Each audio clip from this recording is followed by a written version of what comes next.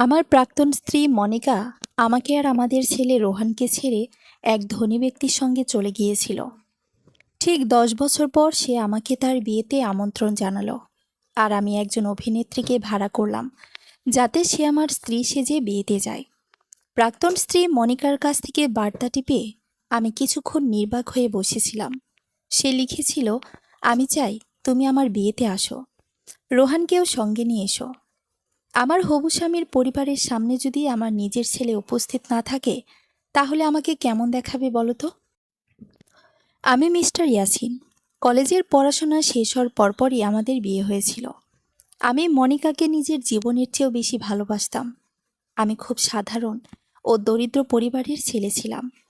নিজের বলতে তেমন কিছুই ছিল না, শুধু দিন রাত পরিশ্রম করেছি শুধু তাকে সুখে রাখার জন্য। তার প্রতিটি ছোট বড় ইচ্ছা পূরণ করার চেষ্টা করেছি। কিন্তু আমাদের ছেলে রোহানের জন্মের মাত্র 1 মাস পরেই মনিকা নিজের ব্যাগ গুছিয়ে ফেলল। বিদায় নেওয়ার সময় সে নির্লিপ্ত কণ্ঠে বলেছিল, আমি তোমার চেয়ে অনেক ভালো কাউকে খুঁজে নিতে পারবো। আমি যখন তাকে থেকে যাওয়ার জন্য অনুরোধ করছিলাম তখন সে একের পর এক অপমানজনক কথা বলতে লাগলো। তুমি একজন ব্যর্থ মানুষ। তারপর বলল, তোমার কাছে টাকা নেই, একবার আয়নায় নিজের চেহারাটা দেখো। আমার মতো একজন নারী কেন তোমার মতো একজন মানুষের সঙ্গে জীবন কাটাবে? সেদিনের পর কেটে গেল পুরো 10টি বছর। এই দীর্ঘ সময় আমি একাই রোহানকে বড় করেছি। মাঝে মাঝে মনিকা ছেলের জন্য সামান্য কিছু টাকা পাঠাতো, কিন্তু একজন মায়ের দায়িত্ব কখনো পালন করেনি। তার সম্পর্কে আমি শুধু এটুকুই জানতাম যে সে একজন ধনী ব্যবসায়ীর সঙ্গে সম্পর্কে রয়েছে। সামাজিক যোগাযোগ মাধ্যমে তার বিলাসবহুল জীবনযাপনের অসংখ্য ছবি দেখা যেত। দামি রিসোর্টে ঘোরাঘুরি, বিদেশ ভ্রমণ আর একের পর এক বিলাসবহুল গাড়ি। ঠিক তখনই আমার মাথায় একটি পরিকল্পনা এলো। আমি একজন অভিনেত্রীকে ভাড়া করলাম যে সেদিন আমার স্ত্রী সেজে বিয়েতে যাবে।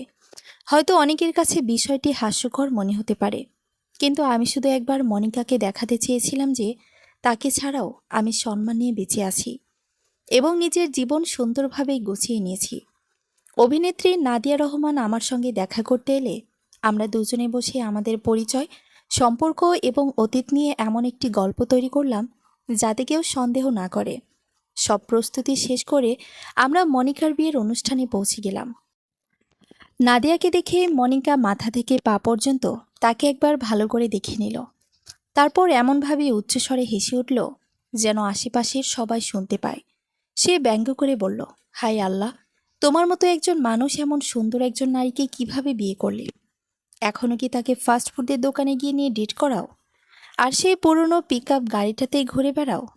আমি কোনো উত্তর দিতে পারলাম না, শুধু নীরবে দাঁড়িয়ে রইলাম। ঠিক তখনই নাদিয়া আলতো করে আমার হাত ধরে ফেলল। সে ধীরে ধীরে মঞ্চে উঠে মাইক্রোফোনের সামনে দাঁড়ালো। তারপর শান্ত কণ্ঠে বলল, নবদম্পতিকে শুভেচ্ছা জানানোর আগে আমি আমার স্বামী সম্পর্কে আপনাদের সবার সঙ্গে কিছু কথা ভাগ করে নিতে চাই।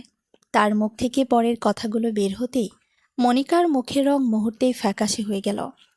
হলরুম জুড়ে মুহূর্তের মধ্যে নীরবতা নেমে এলো। সবাই কৌতূহলী চোখে নাদিয়ার দিকে তাকিয়ে আছে।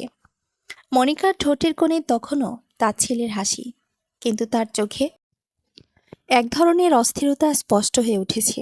হয়তো সে ভেবেছিল নাদিয়া কয়েকটি ভদ্রতার কথা বলবে, তারপর মঞ্চ থেকে নেমে যাবে। কিন্তু নাদিয়ার মুখের আত্মবিশ্বাস দেখে আমারও মনে হচ্ছিল সে এমন কিছু বলতে চলেছে যা পুরো পরিবেশটাই বদলে দেবে।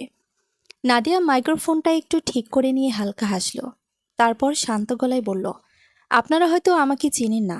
আমার নাম নাদিয়া রহমান। আমি খুব বেশি কথা বলতে পছন্দ করি না, কিন্তু আজ একজন মানুষকে নিয়ে দু একটা কথা না বললে নিজেকেই ছোট মনে হবে। কারণ আমি বিশ্বাস করি একজন মানুষের মূল্য তার ব্যাংক ব্যালেন্স দিয়ে নয়, তার চরিত্র দিয়ে বিচার করা উচিত। চারপাশে ফিসফাস শুরু হয়ে গেল। অনেকেই এবার আমার দিকে তাকাচ্ছে। মনিকার হবু স্বামীও বিস্মিত হয়ে নাদিয়ার কথা শুনছিল। নাদিয়া আবার বলল, আমার স্বামী মিস্টার ইয়াসিন খুব ধনী নন, অন্তত আর্থিক দিক থেকে নয়, কিন্তু তিনি এমন একজন বাবা যিনি গত 10 বছর ধরে একা হাতে নিজের ছেলেকে মানুষ করেছেন। রাত জেগে সন্তানের জ্বর দেখেছেন, সকালে রান্না করেছেন, অফিসে গেছেন, আবার ফিরে এসে ছেলের পড়াশোনা করিয়েছেন। আমি এমন মানুষ খুব কম দেখেছি। যারা নিজের কষ্টের কথা ভুলে শুধু সন্তানের মুখে হাসি ফোটাতে বেঁচে থাকে। আমার বুকের ভেতরটা হঠাৎ কেঁপে উঠল। এসব কথা তো আমি নাদিয়াকে বলেছিলাম, কিন্তু এত সুন্দর করে বলবে সেটা কল্পনাও করিনি। অতিথিদের মধ্যে কয়েকজন মাথা নেড়ে সম্মতি জানালো। কেউ কেউ নিচু গলায় নিজেদের মধ্যে কথা বলতে শুরু করলো। নাদিয়া থামল না। জীবনে এমন অনেক মানুষ আসে যারা সুবিধা থাকলে পাশে থাকে আর কষ্ট এলে চলে যায়, কিন্তু যারা কষ্টের মধ্যেও দায়িত্ব পালন করে যায় তারাই প্রকৃত মানুষ। আমি গর্বিত, কারণ আমি একজন মানুষের পাশে দাঁড়িয়ে আছি। এই কথাটা বলেই সে আমার দিকে তাকিয়ে এমনভাবে হাসল যেন সত্যিই আমি তার স্বামী। অভিনয় হলেও সেই হাসির মধ্যে অদ্ভুত আন্তরিকতা ছিল। মনিকার মুখের হাসি ধীরে ধীরে মিলিয়ে যেতে লাগল। তার কপালে ভাঁজ পড়েছে। সে বুঝতে পারছে উপস্থিত অতিথিদের মনোযোগ এখন পুরোপুরি আমাদের দিকে। ঠিক তখনই মনিকার এক বান্ধবী পাশে দাঁড়িয়ে ফিসফিস করে বলল, লোকটাকে দেখতে বেশ ভদ্রই লাগছে, আর ওর স্ত্রীর কত সম্মান দিয়ে কথা বলছে। কথাটা মনিকার কানে যেতেই সে বিরক্ত হয়ে তাকালো। নাদিয়া আবার বলল, আজ এখানে আসার আগে আমি আমার স্বামীকে একটা প্রশ্ন করেছিলাম। আমি বলেছিলাম, যে মানুষ তোমাকে এত কষ্ট দিয়েছে তার বিয়েতে তুমি কেন যাচ্ছ? উনি আমাকে শুধু একটা কথাই বলেছিলেন, আমি প্রতিশোধ নিতে যাচ্ছি না। আমি শুধু আমার ছেলেকে দেখাতে চাই সম্মান হারিয়ে নয়, সম্মান নিয়ে জীবন কাটাতে হয়। পুরো হলরুম করতালিতে ভরে উঠল। আমি নিজেই অবাক হয়ে গেলাম। এই সংলাপটা তো আমাদের বানানো গল্পের অংশ ছিল না। নাদিয়া নিজের মতো করেই যোগ করেছে। মনিকার হবু স্বামী এবার কৌতূহলী হয়ে মনিকার দিকে তাকালো। মনিকা, ব্যাপারটা কি? মনিকা জোর করে হাসার চেষ্টা করলো। কিছু না, ওরা নাটক করছে। নাদিয়া মঞ্চ থেকে নেমে এসে শান্তভাবে বলল, নাটক তো আমরা সবাই করি, কেউ মুখে কেউ জীবনে। এই একটি বাক্য শুনে আশপাশ আবার গুঞ্জন শুরু হয়ে গেল। আমি বুঝতে পারছিলাম মনিকার ধৈর্য ভেঙে যাচ্ছে। সে আমার সামনে এসে নিচু গলায় বলল, তুমি এসব করে কি প্রমাণ করতে চাইছো? আমি শান্তভাবে উত্তর দিলাম, আমি কিছুই প্রমাণ করতে আসিনি। আমন্ত্রণ তুমি দিয়েছিলে, আমি শুধু এসেছি। এই মেয়েটা সত্যি তোমার স্ত্রী? আমি এক মুহূর্ত নাদিয়ার দিকে তাকিয়ে বললাম, হ্যাঁ। মিথ্যা কথাটা বলতে বুকের ভেতর অদ্ভুত একটা চাপ অনুভব করলাম, কিন্তু এখন আর পিছু হটার উপায় নেই। ঠিক তখনই রোহন আমার হাত ধরে বলল, বাবা, আমি একটু বাইরে যাব। আমি মাথা নেড়ে বললাম, চলো। আমরা দুজনে হলের বারান্দায় এসে দাঁড়ালাম। বাইরে হালকা বাতাস বইছে। রোহন কিছুক্ষণ চুপ থেকে বলল, বাবা, মা আজও তোমাকে অপমান করতে চায়, তাই না? আমি ছেলের মাথায় হাত রেখে বললাম, সব মানুষ একরকম হয় না বাবা। কেউ অপমান করে সুখ পায়, কেউ ক্ষমা করে শান্তি পায়। রোহান নিচের দিকে তাকিয়ে বলল, আমি ছোট থাকতে ভাবতাম মা একদিন ফিরে আসবে, এখন আর সেই আশা করি না। ছেলের কথাটা শুনে বুকের ভেতরটা মোচড় দিয়ে উঠল। 10 বছরে সে কতটা বদলে গেছে। এমন সময় নাদিয়া আমাদের কাছে এসে দাঁড়ালো। সে ধীরে বলল, আপনার ছেলে খুব পরিণত। আমি মৃদু হেসে বললাম, পরিস্থিতি ওকে বড় করে দিয়েছে। নাদিয়া কিছুক্ষণ চুপ করে থেকে বলল, আপনি জানেন, আজ এখানে আসার আগে আমি ভেবেছিলাম এটা শুধু একটা অভিনয় হবে, কিন্তু এখন মনে হচ্ছে কিছু মানুষের জীবনের কষ্ট অভিনয়ের চেয়েও বাস্তব। আমি তার দিকে তাকিয়ে রইলাম। প্রথমবার মনে হলো এই মেয়েটা শুধু টাকার জন্য কাজ করছে না, মানুষের অনুভূতিও বুঝতে পারে। ঠিক তখনই ভেতর থেকে একজন কর্মচারী এসে বলল, স্যার, আপনাদের ভেতরে ডাকছে। আমরা আবার হলরুমে ঢুকতে দেখলাম পরিবেশ আগের মতো নেই। সবাই আমাদের দিকে কৌতূহলী দৃষ্টিতে তাকিয়ে আছে। মনিকার হবু স্বামী মাইক্রোফোন হাতে নিয়ে বলল, আজ যেহেতু মনিকার জীবনের গুরুত্বপূর্ণ মানুষরা এখানে উপস্থিত আছেন, আমি চাই সবাই একসঙ্গে একটা পারিবারিক ছবি তুলি। এই কথাটা শুনে মনিকার মুখ হঠাৎ বিবর্ণ হয়ে গেল। সে তাড়াতাড়ি বলল, না, তার দরকার নেই। কিন্তু তার হবু স্বামী অবাক হয়ে বলল, কেন? তোমার সাবেক স্বামী, তোমার ছেলে, এরা তো তোমার জীবনের অংশ ছিল। মনিকা কোনো উত্তর দিতে পারল না। ফটোগ্রাফার সবাইকে মঞ্চে দাঁড়াতে বলল। আমি, রোহান আর নাদিয়া একপাশে দাঁড়ালাম, অন্য পাশে মনিকা আর তার হবু স্বামী। ঠিক ক্যামেরার ফ্ল্যাশ পড়ার আগের মুহূর্তে রোহান হঠাৎ শান্ত গলায় এমন একটি কথা বলল যা শুনে পুরো হলরুম নিস্তব্ধ হয়ে গেল। আঙ্কেল, আপনি কি জানেন, আমার মা গত 10 বছরে আমার জন্মদিনের একটিতেও আসেননি। কথাটা বলে রোহান চুপ করে দাঁড়িয়ে রইল। তার চোখে পানি ছিল না, কিন্তু সেই ঠান্ডা কণ্ঠের ভেতরে জমে থাকা বছরের পর বছর কষ্ট যে কে অনুভব করতেই পারছিল। মনিকার হবু স্বামী ধীরে ধীরে তার দিকে তাকালেন। তারপর অবিশ্বাস ভরা দৃষ্টিতে মনিকার দিকে ফিরে বললেন, এটা কি সত্যি? মনিকা কিছুক্ষণ নিশ্চুপ হয়ে দাঁড়িয়ে রইল। চারপাশের শত শত চোখ যেন একসঙ্গে তার উপর স্থির হয়ে আছে।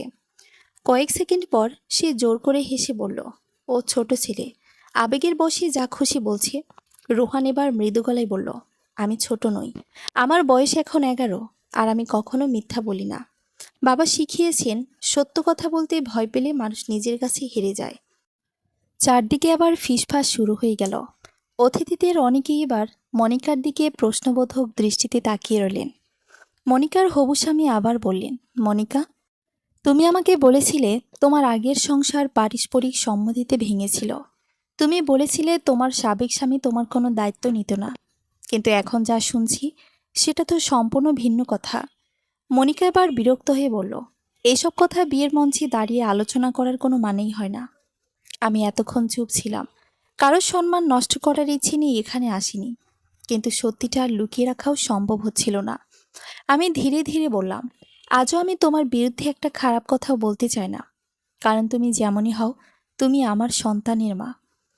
কিন্তু কেউ যদি আমাকে বা আমার ছেলেকে মিথ্যাবাদী বানাতে চায়, তাহলে সত্যিটা বলতেই হবে। হলরুম নিস্তব্ধ হয়ে গেল। আমি বললাম, আমাদের সংসার ভাঙেনি, তুমি নিজে চলে গিয়েছিলে। তখন রোহানের বয়স ছিল মাত্র 1 মাস। আমি অনেকবার অনুরোধ করেছিলাম ফিরে আসতে, কিন্তু তুমি বলেছিলে আমার মতো ব্যর্থ মানুষের সঙ্গে জীবন কাটানোর চেয়ে একা থাকাই ভালো। মনিকার মুখের রং বদলে গেল। সে তাড়াতাড়ি বলল, সব দোষ কি শুধু আমার ছিল? তোমার কাছে কি কিছু ছিল? একটা ভাঙাচোরা বাড়ি আর পুরনো একটা গাড়ি ছাড়া? আমি শান্তভাবে উত্তর দিলাম, হ্যাঁ, আমার কাছে টাকা ছিল না, কিন্তু সংসার ভাঙার জন্য সেটাই কি যথেষ্ট কারণ? একজন বয়স্ক অতিথি তখন সামনে এসে বললেন, মা, গরিব হওয়া অপরাধ নয়, কিন্তু 1 মাসের সন্তানকে ফেলে চলে যাওয়া খুব বড় সিদ্ধান্ত। মনিকা এবার আর কোনো উত্তর দিতে পারল না। ঠিক তখনই তার হবু স্বামী গভীর গলায় বললেন, আরেকটা প্রশ্নের উত্তর দাও। তুমি কি আমাকে বলেছিলে তোমার ছেলে তোমার সঙ্গে বড় হয়েছে? মনিকা মাথা নিচু করে রইল। তার নীরবতায় উত্তর হয়ে গেল। লোকটি দীর্ঘশ্বাস ফেলে বললেন, তাহলে এতদিন তুমি আমাকে মিথ্যা বলেছ? মনিকা এবার কাঁদো কাঁদো গলায় বলল, আমি ভয় পেয়েছিলাম, যদি তুমি সত্যিটা জানতে তাহলে হয়তো আমাকে বিয়ে করতে না। লোকটি কয়েক মুহূর্ত চোখ বন্ধ করে দাঁড়িয়ে রইলেন। তারপর ধীরে ধীরে নিজের আঙ্গুল থেকে আংটিটা খুলে টেবিলের ওপর রেখে দিলেন। পুরো হলরুম স্তব্ধ।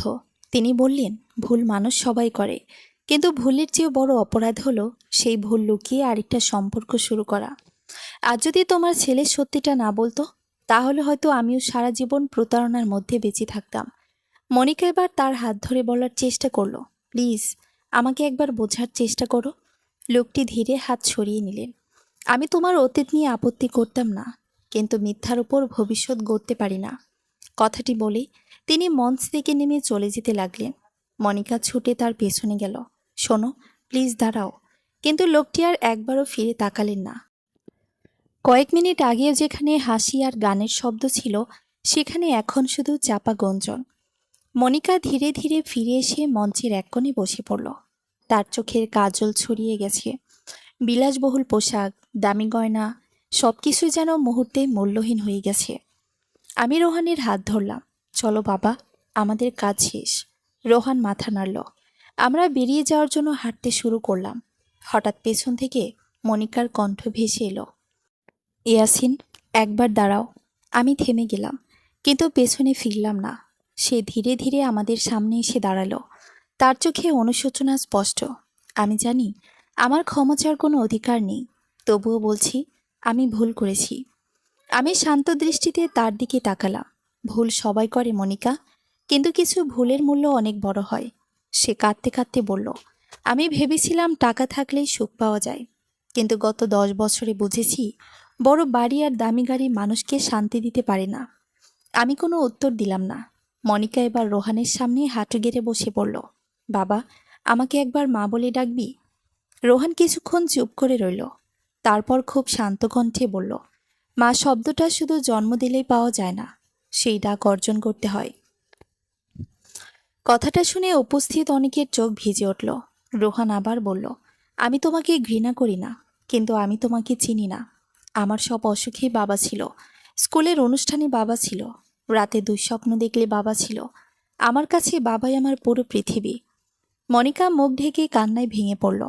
আমি ছেলের কাঁধে হাত রেখে বললাম, চলো। আমরা হলরুমের দরজার কাছে পৌঁছে গেছি। ঠিক তখনই নাদিয়া আমার পাশে এসে নিচু গলায় বলল, মিস্টার ইয়াসিন, একটা কথা বলবো? আমি তার দিকে তাকালাম। সে মৃদু হাসল। আজকের কাজ শেষ, কিন্তু একটা সমস্যা হয়ে গেছে। আমি অবাক হয়ে জিজ্ঞেস করলাম, কী সমস্যা? নাদিয়া কয়েক সেকেন্ড চুপ থেকে এমন একটি কথা বলল, যা শুনে আমি সম্পূর্ণ হতবাক হয়ে গেলাম। আমি আর অভিনয় করতে পারছি না, কারণ কখন যে এই অভিনয়ের ভেতর সত্যিকারের অনুভূতি জন্মেছে সেটা আমি নিজেও বুঝতে পারিনি। নাদিয়ার কথাটা শুনে আমি কিছুক্ষণ তার দিকে তাকিয়ে রইলাম। আশপাশের সব শব্দ যেন সব মিলিয়ে গেল। কয়েক ঘন্টা আগে যে মেয়েটিকে আমি শুধু একজন পেশাদার অভিনেত্রী হিসেবেই চিনতাম, সে এখন চোখে কোনো অভিনয় নয়, বরং একেবারে সত্যিকারের অনুভূতি নিয়ে আমার সামনে দাঁড়িয়ে আছে। আমি ধীরে বললাম, নাদিয়া, হয়তো আজকের পরিবেশ তোমাকে আবেগপ্রবণ করে তুলেছে। এমন সিদ্ধান্ত এত দ্রুত নেওয়া ঠিক হবে না। নাদিয়া মৃদু হেসে মাথা নাড়ল। আমি সিদ্ধান্ত নিচ্ছি না, শুধু আমার অনুভূতির কথা বলছি। আপনার মতো একজন মানুষকে কাছ থেকে দেখার পর বুঝেছি ভালো মানুষ খুঁজে পাওয়া কত কঠিন।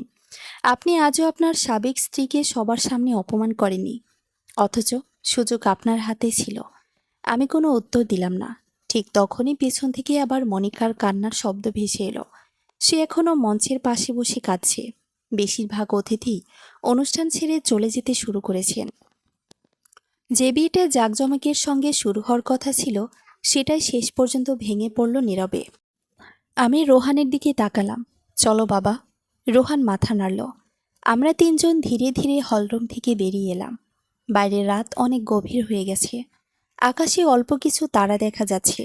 পার্কিং এলাকায় পৌঁছে আমি নাদিয়ার পারিশ্রমিকের খামটা এগিয়ে দিলাম। এটা আপনার পাওনা। নাদিয়া খামটার দিকে তাকিয়ে আবার আমার দিকে তাকালো। আমি এটা নেব না। কেন? এটা তো আমাদের চুক্তি ছিল। সে মৃদু হেসে বলল, আজকের পর মনে হচ্ছে আমি শুধু অভিনয় করিনি। একজন বাবার সংগ্রাম, একটা ছেলের কষ্ট আর একটা ভাঙা মানুষের সম্মানকে কাছ থেকে দেখেছি। এই অভিজ্ঞতার মূল্য টাকায় মাপা যায় না। আমি বললাম, তবুও আপনার পরিশ্রমের মূল্য নেওয়া উচিত। অনেক অনুরোধের পর সে খামটা নিল, কিন্তু বলল, একটা শর্ত আছে। আজকের পর যদি কখনো বন্ধু হিসেবে আমার প্রয়োজন হয়, আমাকে মনে করবেন। আমি হাত বাড়িয়ে বললাম, ধন্যবাদ। সে আমার সঙ্গে করমর্দন করল। তারপর রোহানের মাথায় হাত রেখে বলল, খুব ভালো মানুষ হবে, তোমার বাবার মতো। রোহান প্রথমবারের মতো হাসল। ধন্যবাদ আন্টি। নাদিয়া নিজের গাড়িতে উঠে চলে গেল। আমি অনেকক্ষণ তাকিয়ে রইলাম, যতক্ষণ না গাড়িটা চোখের আড়াল হয়ে গেল। পরের কয়েকটা দিন খুব শান্তভাবে কেটে গেল। আমাদের ছোট্ট বাড়িতে আবার আগের মতোই জীবন শুরু হলো। সকালে রোহান স্কুলে যায়, আমি অফিসে যাই। রাতে আমরা একসঙ্গে বসে খাই, যেন কিছুই ঘটেনি, কিন্তু ঘটেছিল। এক সন্ধ্যায় অফিস থেকে ফিরে দেখি দরজার সামনে একটা পরিচিত মুখ দাঁড়িয়ে আছে, মনিকা। তার পরনে খুব সাধারণ একটি সালোয়ার কামিজ, মুখে কোনো সাজ নেই, চোখের নিচে কালচে দাগ। সে আমাকে দেখে নিচু গলায় বলল, 2 মিনিট সময় হবে? আমি কিছুক্ষণ চুপ থেকে বললাম, ভেতরে এসো। সে ঘরে ঢুকে চারদিক তাকালো। 10 বছর আগের তুলনায় বাড়িটা বদলে গেছে। ছোট হলেও গোছানো। দেয়ালে রোহানের ছবি, পড়ার টেবিল, বুকশেলফ, সব কিছুতেই একটা যত্নের ছাপ। মনিকা দীর্ঘশ্বাস ফেলে বলল, তুমি সত্যি নিজের জীবন গুছিয়ে নিয়েছ। আমি শান্তভাবে উত্তর দিলাম, চেষ্টা করেছি। ঠিক তখনই রোহান নিজের ঘর থেকে বেরিয়ে এলো। মনিকাকে দেখে সে থেমে গেল। দুজনের চোখ কয়েক মুহূর্তের জন্য এক হয়ে রইল। মনিকা কাপা গলায় বলল, কেমন আছো? ভালো। শুধু এক শব্দের উত্তর। এরপর আর কোনো কথা হলো না। মনিকা নিজের ব্যাগ থেকে একটা পুরনো ছোট্ট বাক্স বের করল। এটা তোমার জন্য। আমি বাক্সটা খুলতে দেখলাম আমাদের বিয়ের আংটি। সে বলল, আমি এটা এত বছর ধরে রেখে দিয়েছিলাম। ভাবতাম একদিন হয়তো সব ঠিক হয়ে যাবে, কিন্তু আজ বুঝেছি কিছু সম্পর্ক ভেঙে গেলে আর আগের মতো জোড়া লাগে না। আমি আংটিটা হাতে নিয়ে কিছুক্ষণ তাকিয়ে রইলাম। আমাদের বিয়ের দিনটা মনে পড়ে গেল। কত স্বপ্ন ছিল, কত পরিকল্পনা ছিল, কিন্তু জীবন সবসময় মানুষের পরিকল্পনা মেনে চলে না। মনিকার চোখের পানি মুছে বলল, আমি তোমাকে ফিরে পেতে আসিনি, শুধু ক্ষমা চাইতে এসেছি। যদি পারো আমাকে ক্ষমা করে দিও। আমি শান্ত কণ্ঠে বললাম, মনিকা, আমি তো অনেক আগেই তোমাকে ক্ষমা করেছি। সে অবাক হয়ে তাকালো। সত্যি? হ্যাঁ, কারণ রাগ ধরে রাখলে নিজেরই কষ্ট হয়, কিন্তু ক্ষমা করে দিলেই যে সব কিছু আগের মতো হয়ে যায় তা নয়। সে মাথা নিচু করলো। আমি জানি। আমি আবার বললাম, তুমি নিজের জীবন নতুন করে শুরু করার চেষ্টা করো। অতীত বদলানো যাবে না, কিন্তু ভবিষ্যৎ এখনও তোমার হাতে। মনিকার চোখ বেয়ে আবার অশ্রু গড়িয়ে পড়ল। সে ধীরে ধীরে রোহানের সামনে এসে দাঁড়ালো। আমি জানি তোমার কাছে আমার কোনো অধিকার নেই, তবুও যদি কখনো মনে হয়, মাঝে মাঝে তোমার সঙ্গে দেখা করতে চাই। রোহান কিছুক্ষণ চুপ থেকে বলল, আমি সময় চাই। মনিকা মাথা নাড়ল। আমি অপেক্ষা করব। তারপর সে আর কিছু না বলে বেরিয়ে গেল। দরজাটা বন্ধ হয়ে যাওয়ার পর রোহান এসে আমার পাশে বসে পড়ল। বাবা, তুমি কি এখনো মাকে ভালোবাসো? প্রশ্নটা শুনে আমি কিছুক্ষণ চুপ করে রইলাম।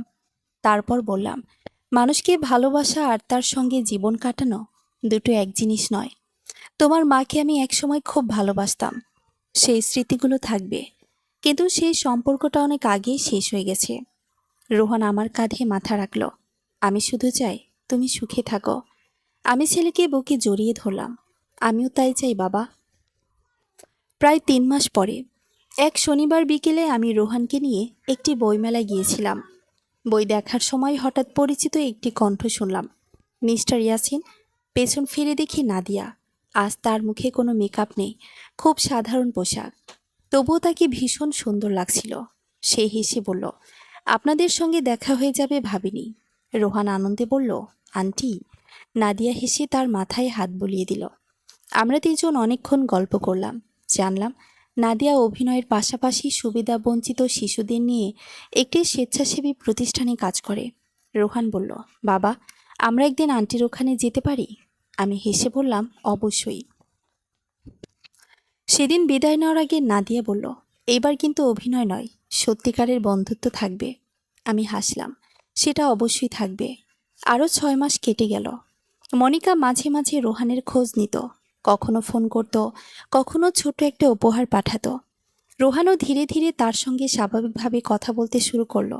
সে মাকে ফিরে পায়নি, কিন্তু ঘৃণাও করেনি, কারণ আমি তাকে শিখিয়েছিলাম ক্ষমা করার দুর্বলতার পরিচয় নয়, বরং শক্তির পরিচয়। আর আমার নিজের জীবন, আমি আর একা ছিলাম না। নাদিয়ার সঙ্গে বন্ধুত্ব ধীরে ধীরে বিশ্বাসে, আর বিশ্বাস একসময় ভালোবাসায় রূপ নিল। এবার কোনো অভিনয় ছিল না, কোনো সাজানো সংলাপ ছিল না, ছিল শুধু সত্যিকারের সম্মান, বোঝাপড়া আর একে অপরের পাশে থাকার প্রতিশ্রুতি। 1 বছর পর খুব ছোট্ট পরিসরে আমাদের বিয়ে হলো। সেদিন রোহান নিজে আমার হাত ধরে বলেছিল, বাবা, এবার তুমি সত্যিই সুখী হও। আমি হাসতে হাসতে উত্তর দিয়েছিলাম, এই সুখের সবচেয়ে বড় কারণ তুই। নাদিয়া রোহানকে নিজের সন্তানের মতো ভালোবাসতে শুরু করলো। আর রোহানও একদিন তাকে স্বতঃস্ফূর্তভাবে বলেছিল, ধন্যবাদ আমাদের জীবনটা আবার সুন্দর করে দেওয়ার জন্য। নাদিয়ার চোখ ভিজে উঠেছিল। সে শুধু বলেছিল, পরিবার রক্তের সম্পর্কে হয় না, ভালোবাসার সম্পর্কেও হয়। জীবন আমাকে একটা বড় শিক্ষা দিয়েছে, যে মানুষ শুধু টাকার জন্য ভালোবাসে, সে একদিন টাকার সঙ্গেই একা হয়ে যায়। আর যে মানুষ সম্মান, বিশ্বাস আর দায়িত্বকে ভালোবাসে, তার জীবন হয়তো ধীরে ধীরে এগোয়, কিন্তু একদিন সে সত্যিকারের সুখ খুঁজে পায়।